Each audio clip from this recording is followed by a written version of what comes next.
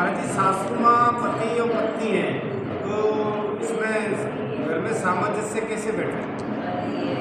घर में सामंजस्य के लिए सबसे अच्छा कार्य होता है कि अपन अपने कर्तव्यों को करें और कोई अपेक्षा न रखें, क्योंकि अपेक्षा के कारण ही दुख होता है। फिर भी कर्तव्य को अपने को सबको करना होता है, तो उसमें कर्तव्य के लिए सबसे पहले अपन पति को लें, तो पति जो रहता है उसके सामने एक माँ है और एक पत्नी है, तो उसको अपनी माँ को जो है ज़्यादा वेटेज देना चाहिए, अपनी माँ को ज़्यादा रेस्पेक्ट देना चाहिए, उनकी बात को मानना चाहिए। जब पत्नी ऐसा देखेगी कि ये अपनी माँ को मुझसे ज़्यादा मानते हैं, तो वो भी जो है उनकी कदर करेगी।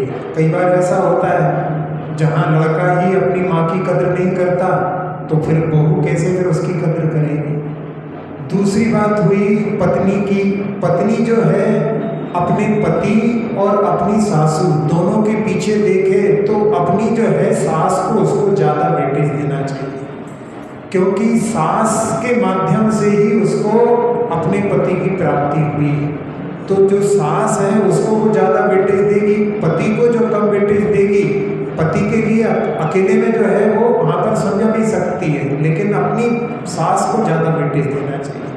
और जहाँ सास की बात आती है, सास सबसे पहले अपनी बहू को ज़्यादा जो है तवज्जो दे।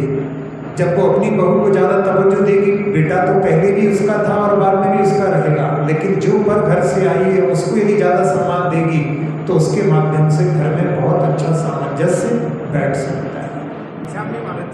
महाराज जी, जैन धर्म के ग्रंथों में और अपने अन्य धर्मों का पूरा वर्णन है, जबकि अन्य धर्मों में जैन धर्म का वर्णन नहीं है, ऐसा क्यों? ऐसा अपने को लगता है क्योंकि अपन लोगों ने अन्य धर्मों के ग्रंथों का अध्ययन किया नहीं है। आप यदि अन्य धर्म के ग्रंथों का अध्ययन जिसमें कि मनुस्मृति है, उनके यहाँ पर 10 से ज़्यादा पुराण ऐसे हैं जिनमें आदिनाथ भगवान का वर्णन आया है, और ये भी लिखा है कि आदिनाथ हुए हैं और उनके पुत्र भरत के नाम से इस देश का नाम भारत पड़ा। ऐसा उनके 10 से ज़्यादा पुराण में। बौद्ध धर्म के भी बहुत सारे ग्रंथों में जैन धर्म का वर्णन है।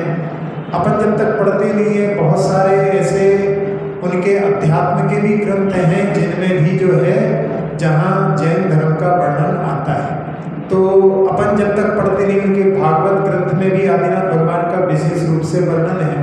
वेदों में भी तीर्थंकरों के नाम सहित जो है वहाँ पर वर्णन किया गया है। इसलिए अपने को ऐसा लगता है जब तक हम अध्ययन नहीं करते, लेकिन अपने यहाँ पर उनके धर्म का वर्णन नहीं है। जो पात्र इस संसार में हुए हैं उनको लोगों ने अलग अलग रूप से माना है, जैसे राम है, कृष्ण है, तो ये जो है उनके यहाँ पर जिस रूप से वर्णन किया गया है, और अपने यहाँ पर सर्वज्ञ के द्वारा जो उनका वास्तविक स्वरूप है उसका वर्णन किया गया है। तो इसलिए अपने को जहाँ भले ही अपन टेलीविज़न पर जो रामायण महाभारत आदि देख करके अपनी वैसी धारणा बना करके रखते हैं, लेकिन अपने को अपने जैन ग्रंथों के अनुसार अपनी धारणा बना करके चलना चाहिए, उसका अध्ययन करना चाहिए। अच्छा महाराज जी, जैसे याद करने के बाद भूले नहीं, इसके लिए क्या करें? हाँ, बच्चे लोगों के साथ में ऐसी प्रॉब्लम होती है कि कोई याद करके भूल जाते हैं, तो उसमें बहुत सारे फैक्टर्स होते हैं। एक सबसे बड़ा फैक्टर्स होता है कि अपन कोई भी कार्य एकाग्रता के साथ करें।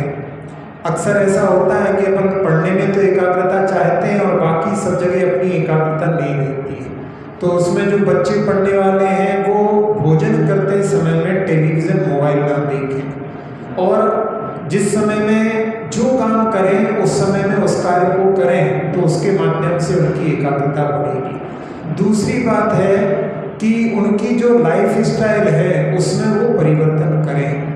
जहाँ बच्चे जो हैं बहुत देर रात तक पढ़ते हैं, जिसमें कि जो है रात्रि में ऑक्सीजन की कमी हो जाती है, सुबह सुबह ऑक्सीजन की उपलब्धि रहती है, और साथ ही साथ में उनका जो फास्ट फूड आदि जो खाते हैं वो भी जो है उनके याददाश्त में जो है सहायक ना हो करके जो उनके लिए वहाँ पर उनकी मेमोरी को इफेक्ट करते हैं, और उनके लिए मोबाइल के प्रयोग से बचना चाहिए, उनके जो मूवीज़ आदि देखते हैं उसके भी जो है प्रयोग से बचना चाहिए। जहाँ उनकी जो मेजॉरिटी होती है वो किस प्रकार की होती है उसका भी उनको ध्यान रखना चाहिए। पढ़ने वाले बच्चे जब इस प्रकार के अपने भोजन आदि पर भी ध्यान देंगे तो उसके माध्यम से उनकी जो है एकाग्रता बढ़ेगी और उसके माध्यम से उनको जो याद करेंगे वो याद रहेगा।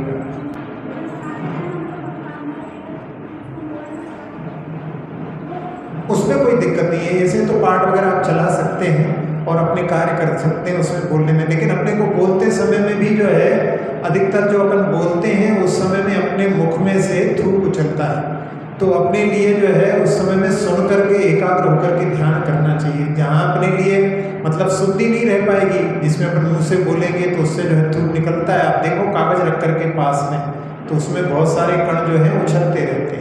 अपन जो भोजन बना रहे हैं उसमें मिलेगा तो फिर वो भोजन भी शुद्ध नहीं रहेगा।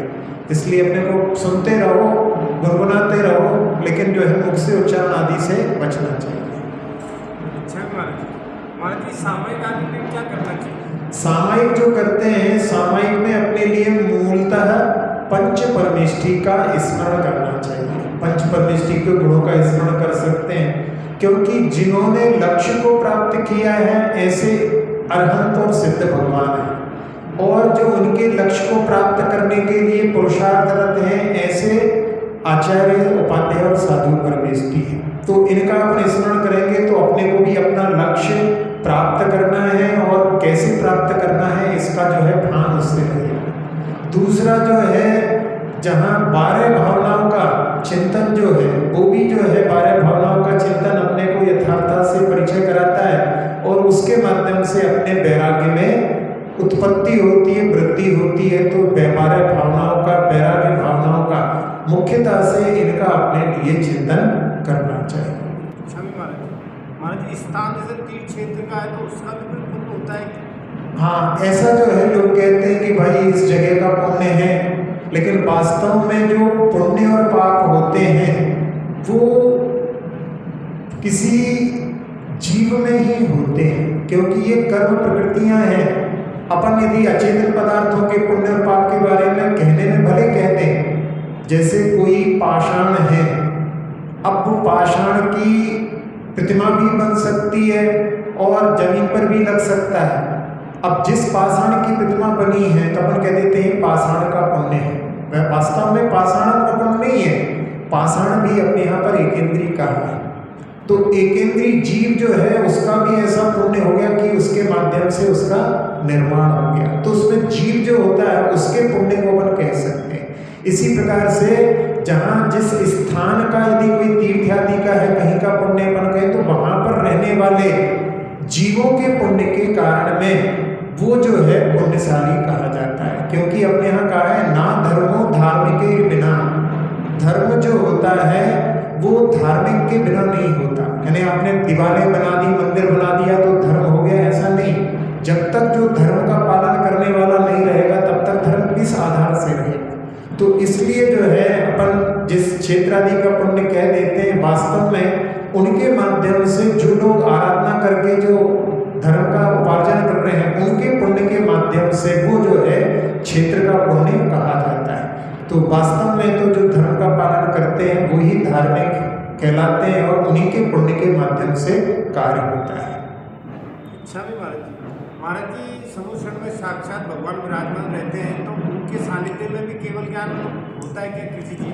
हाँ, समुद्र में जो है बहुत सारे जीव रहते हैं और जिसमें जो है भगवान के सन्निधि में, चरण सन्निधि में दीक्षित भी होते हैं। और जब भगवान की चरण सन्निधि में दीक्षित होते हैं तो उसके माध्यम से कई जीव जो है केवल ज्ञान को भी प्राप्त कर लेते हैं। आपको सुनकर के आश्चर्य होगा कि जहाँ भगवान आदिनाथ के समुद्र में ही 20,000 केवली थे, तो 20,000 केवली, इतना बड़ा उनका 12 योजन का समुद्र था, इतनी केवली, तो ये जो है केवली वहाँ पर उनके समुद्र में और वहाँ पर भगवान के समुद्र में मुक्ति को भी प्राप्त कर लेते हैं। तो भगवान के समुद्र में जो दीक्षित हुए, कई मुनि बाहर से भी आकर के और वहाँ पर ही जो है केवल ज्ञान के साथ में ही जो है मोक्ष को भी प्राप्त कर सकते हैं। जहाँ भगवान को जब केवल ज्ञान के बाद में मोक्ष प्राप्त करने के पहले समुद्र को छोड़ना जरूरी होता होता है तब उनको जो है मोक्ष होता है। लेकिन बाकी के जो केवली रहते हैं उनके लिए मोक्ष होने की यानी केवल समोषण छोड़ने की आवश्यकता नहीं, क्योंकि उनका समोषण ही है। समोषण तो भगवान का कहलाता है और वो जो है भगवान को नमस्कार नहीं करते, क्योंकि केवल ज्ञान होने पर सब समान है। लेकिन वो वहाँ पर कहलाएंगे कि ये भगवान के समोषण में है, भगवान के समोषण में उनकी संख्या में उनकी गिनती होती है। लेकिन वो जो है भगवान को नमस्कार नहीं करते और वहाँ पर केवल ज्ञान भी प्राप्त कर सकते हैं और मोक्ष भी प्राप्त कर सकते हैं। इच्छा भी महाराज जी आजकल छोटे कस्बों में पलायन बहुत हो रहा है, क्योंकि लोग बेटियां देना नहीं चाहते, वहाँ से पलायन होता है, तो इसके हाँ, छोटे कस्बों में गांव में जो है लोग आजकल पलायन कर रहे हैं, उसमें बहुत सारे फैक्टर्स हैं। एक तो सबसे बड़ा फैक्टर्स यही आपने बता दिया कि लोगों के बच्चों की शादी नहीं होती। दूसरा शिक्षा का भी एक है कि शिक्षाओं के साधन गांव में नहीं है। तीसरा जो है धन के अर्जन के साधन भी, जहां पर लोगों ने व्यापार को ही या सर्विस को ही धन का साधन समझ रखा है, जबकि गांव में भी खेती आदि के माध्यम से वो धन का अर्जन कर सकते हैं। लेकिन फिर भी जो है अधिकतर मुख्यतः से जो पलायन हो रहा है उसमें लोगों की धारणा ऐसी बन गई है कि सर्विस क्लास के ही बच्चों को जो अपनी बेटियां देना चाहते हैं, और उसके कारण में जब छोटे गांव में जो रहते हैं, छोटे गांव की बेटियां तो चली जाती हैं लेकिन छोटे गांव कस्बों में बेटियों को देते नहीं हैं। तो उसका जो है सबसे अच्छा उपाय ये है कि कस्बे वाले यदि ये निर्णय ले लें कि हमारी बेटियां कस्बों में ही रहेंगी, बाहर नहीं जाएंगी। कई कस्बों में ऐसा उन्होंने किया है जिसके माध्यम से वो बेटी को बाहर नहीं देते और उसके कारण में फिर उनके यहाँ पर जो है मतलब जो शादी की समस्या थी वो बहुत हद तक हल हो गई। और लोगों के लिए जहाँ किसान बन करके यदि खेती करना चाहें, ऑर्गेनिक खेती करना चाहें, उसके माध्यम से भी बहुत अच्छा जो है धन का अर्जन वो घर में कर सकते हैं। आजकल बहुत सारे ऐसे भी हैं जो पढ़ लिख करके बड़ी बड़ी कंपनियों को छोड़ करके वापस आकर के किसानी के माध्यम से भी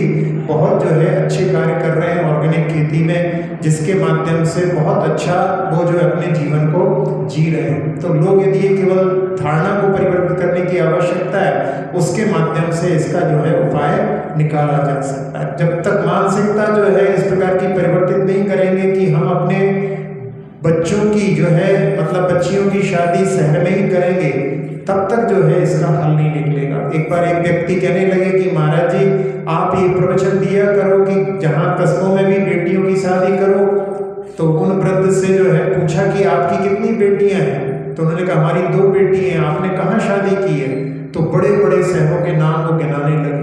जब स्वयं उसका पालन नहीं करते हैं और दूसरों से कहते हैं कि ऐसा उपदेश दे, तो कैसे पालन कर सकते हैं? तो सबसे अच्छा तो यही है कि जो कस्बे होते हैं उनमें जो है वहाँ की बेटी वहीं पर जो है विवाह करें। कई जगह बागीदोर आदि में ऐसा हुआ है कि वो अपनी बेटियों को बाहर जो है विवाहित नहीं करते, अपने ही गाँव में देते हैं, कस्बों में देते हैं। तो उसके माध्यम से बहुत सारी समस्याओं का निदान उन्होंने ढूंढ लिया है। अच्छा भी महाराज जी स्त्री पर्याय को धन्य करने का क्या मतलब प्रोत्साहन करें?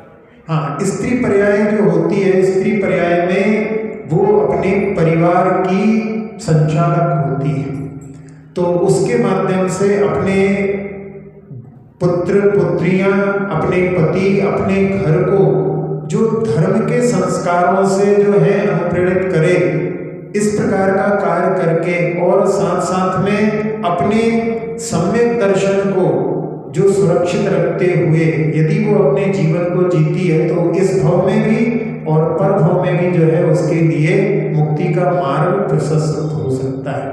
तो जहाँ स्त्रियों के लिए वैसे आजकल ऐसा चल रहा है कि बहुत सारे लोग जो हैं जॉब करने के लिए सोच रहे हैं, तो अर्नर ना बन करके अपने लिए पूरे घर का जो संचालक जो है वो बनने का जो है अपने लिए करना चाहिए। क्योंकि अर्न करना जो है कोई बहुत बड़ी बात नहीं है, लेकिन गवर्न करना पूरे परिवार को ये बहुत महत्ता का रखता है। बच्चों को संस्कार देना और बच्चों की परवरिश घर में रह करके जितने अच्छे से हो सकती है, जो अर्न करते हैं वो उतनी अच्छी तरह से अपने बच्चों की परवरिश नहीं कर सकते। अच्छा महाराज जी पंचम काल में कौन सा सम्यक दर्शन होता है? पंचम काल में क्षायिक सम्यक दर्शन का निषेध है, क्योंकि पंचम काल में जब तक केवली सुत केवली रहे तब तक उनके पादमूल में क्षयिक सम्यक दर्शन हो सकता था।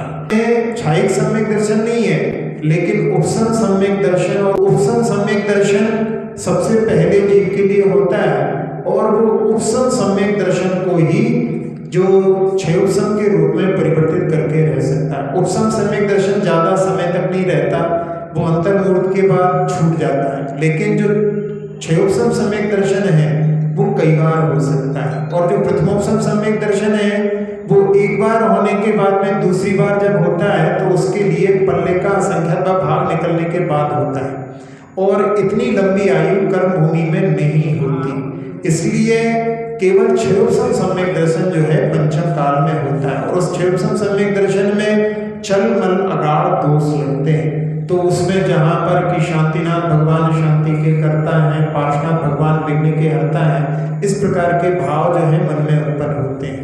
और ऐसे भी भाव होते हैं कि जहाँ ये भगवान की स्थापना हमने करवाई है तो ये हमारे भगवान हैं, ये इसकी भगवान की स्थापना इन्होंने करवाई है तो इनके भगवान हैं, ऐसे जो है दोष उसमें लगते हैं। लेकिन जो क्षयोपसम सम्यक दर्शन होता है उसमें इसी प्रकार की स्थिति रहती है। तो पूर्णतः जो सम्यक दर्शन निर्मल है, जैसा क्षयिक सम्यक दर्शन और उपसम सम्यक दर्शन में थोड़ी समय के लिए होता है, वैसा निर्मल सम्यक दर्शन इस काल में होना संभव नहीं है।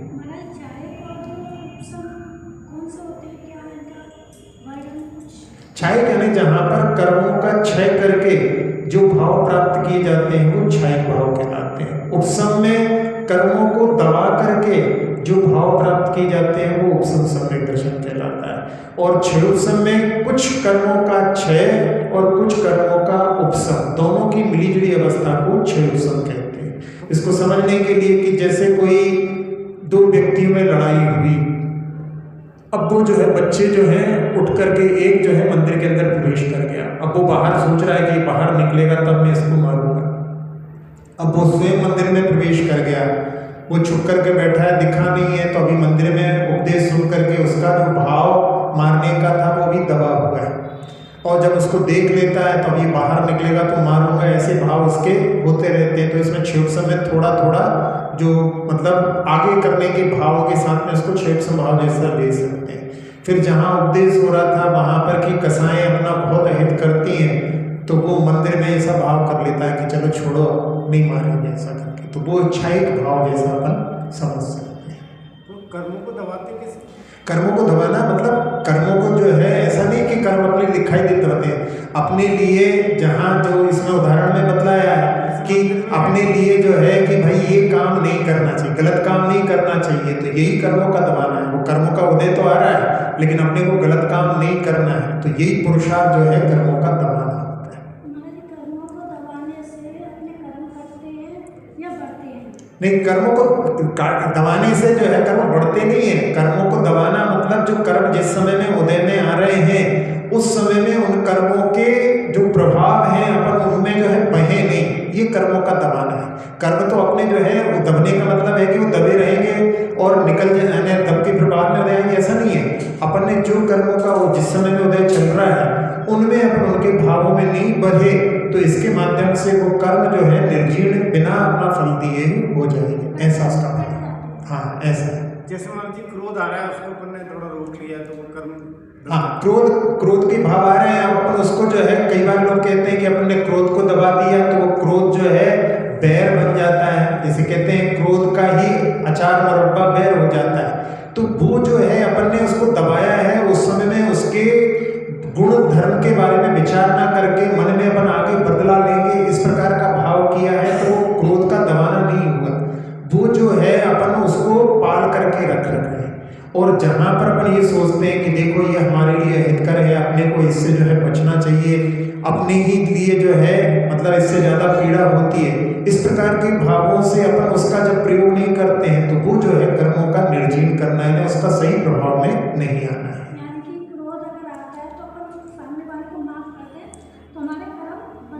हाँ, अपन यदि क्रोध आ रहा है उस समय, जैसे क्रोध किसी पर आता है, क्रोध आने का कारण क्या है कि अपने मान को ठेस लगती है।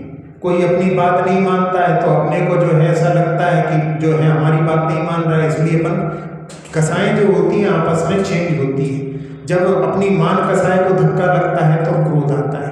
और अपन उस समय में भी कोई पहलवान को देखते हैं जैसे टकरा गए, अब वैसे यदि कोई कमजोर होता तो अपन उस पर हाथ चला देते, लेकिन पहलवान देख करके अरे भाई होता है टकरा जाते कभी भी, तो अपन मायाचारी करने लगते हैं। और उसी समय में यदि कोई राजनेता आदि हो तो अपन उससे सोचते हैं कि इससे अपन फायदा लें, तो उससे जो है अपन उसकी सेवा करके लोग में भी परिवर्तित हो जाती है। तो कषाएं आपस में इस प्रकार से परिवर्तित होती रहती है। तो ये जो है मतलब ये कसायों के जाल में ही फंसे रहे, लेकिन अपन जहाँ कसायों के स्वरूप को समझ करके कि ये हमारे लिए हितकारी हैं, उस प्रकार से उनका बचने का जो पुरुषार्थ करते हैं वो सही पुरुषार्थ होता है। अच्छा महाराज जी, जैसे रथ यात्रा में लोग कम चलते हैं पीछे साथ में रथ के, और लौटते में तो और कम हो जाते हैं, तो इससे मतलब हाँ, लोगों को जो है सामूहिक पुण्य का अर्जन करने के अवसर ये हैं, इसका जो है महत्व नहीं समझते। जहाँ भगवान की रथ यात्रा से प्रभावना होती है, अपना सम्यक दर्शन भी इसके माध्यम से निर्मल होता है, क्योंकि प्रभावना भी 8 अंगों में एक अंग होता है। अब लोग जिनको ऐसा लगता है कि भाई हम प्रभावना में शामिल नहीं होंगे, तो उनका सम्यक दर्शन जो है समीचीन आस्था का अभाव उसके माध्यम से द्योतित होता है। इसलिए अपने लिए जहाँ सामूहिक रथ यात्रा में जो है अपन सब लोग एकत्रित होते हैं, उससे सामूहिक पुण्य का अर्जन होता है। और वो सामूहिक पुण्य अपने लिए कई बार जो है सामूहिक बहुत सारी अच्छी चीज़ों को उपलब्ध कराने में समर्थ होता है। तो ये सामूहिक पुण्य के अवसर होते हैं, इसलिए अपने को इनको कभी नहीं चूकना चाहिए। जैसे कभी रथ यात्रा होती है, कई बार लोग क्या करते हैं कि अब रथ यात्रा जो है अपने घर से ही आएगी तब अपन शामिल हो जाएंगे, लेकिन ऐसा नहीं। जहाँ से प्रारंभ होती है अपन वहाँ जाओ, अपना घर आता है थोड़ी देर आगे निकल करके चले जाओ, लेकिन जहाँ से प्रारंभ होती है जहाँ तक होती है, और बाद में लौटते समय में भी भगवान के साथ में अपने लिए चलने का एक बड़ा अवसर मिल रहा है। ऐसे अहोभाग्य से अपने को इस कार्य को संपादन करना चाहिए। साधु भी जो है जहाँ पर रथ यात्रा होती है तो उस समय में वो भी हर्षित होकर के भगवान के साथ में चलने का अवसर प्राप्त करते हैं। जहाँ भगवान नहीं जाते वहाँ पे कहते भाई हम नहीं जाएंगे, लेकिन जहाँ भगवान जा रहे हैं तो उनके साथ में चलने का अवसर अपने लिए बड़े पुण्य से मिलता है और बहुत अतिशय पुण्य को देने वाला होता है। इसलिए अपने को इसमें कभी भी चूक नहीं करनी चाहिए।